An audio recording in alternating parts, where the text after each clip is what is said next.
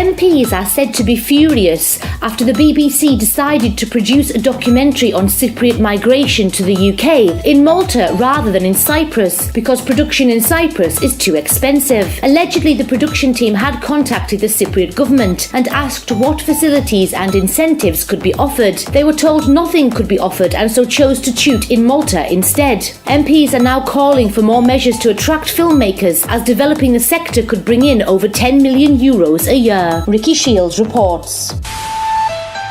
MPs are up in arms. This is a phrase I could start my reports with most days, to be honest. In common with politicians of all stripes in all countries, they like being up in arms, they like being angry. But does anything actually get done? In this instance, it was because in a House committee meeting, it was revealed that a BBC film production about a story on Cypriot migration to the UK will be filmed in Malta instead of our island, as it will cost less to do so. Green MP Yorgos Perdigis said this was because there are no incentives given to filmmakers to attract film productions to Cyprus, adding that the great minds, as he called them, who manage the country, give incentives to entrepreneurs and contractors, but not to film productions. Apparently the film is a feature film co-production by the BBC and an unnamed Hollywood studio, with a script by a UK Cypriot, directed by Jason Connery, son of Scottish Academy Award winner Sean Connery. A lot of the movie is set here, and so the producers requested information on facilities and incentives available to make a movie here, and it turns out there aren't any, so they'll film in Malta instead. Apparently there's interest in filming in Cyprus, and the suggestion is that it would bring a lot of revenue to the island. Other countries give up to 25% of costs in the form of tax refunds, and other incentives suggested include increased appropriations for film productions, which could mean anything in terms of cost, and creating the local equivalent of a film commission, which is obviously exactly what we need here in Cyprus: more bureaucracy and civil servants. Currently the CTO looks at this stuff and wants to see the script before giving the green light, and I'm sure there are enough people in that department to give the film industry the help it needs without setting up a whole separate department. Surely, within the huge existing framework of bureaucracy and civil service that we have, we could divert some of their efforts into encouraging other industries like film to take advantage of our quite striking island. But there is nothing that our politicians like more than an extra committee to sit on, and so the chatter goes on and on and on.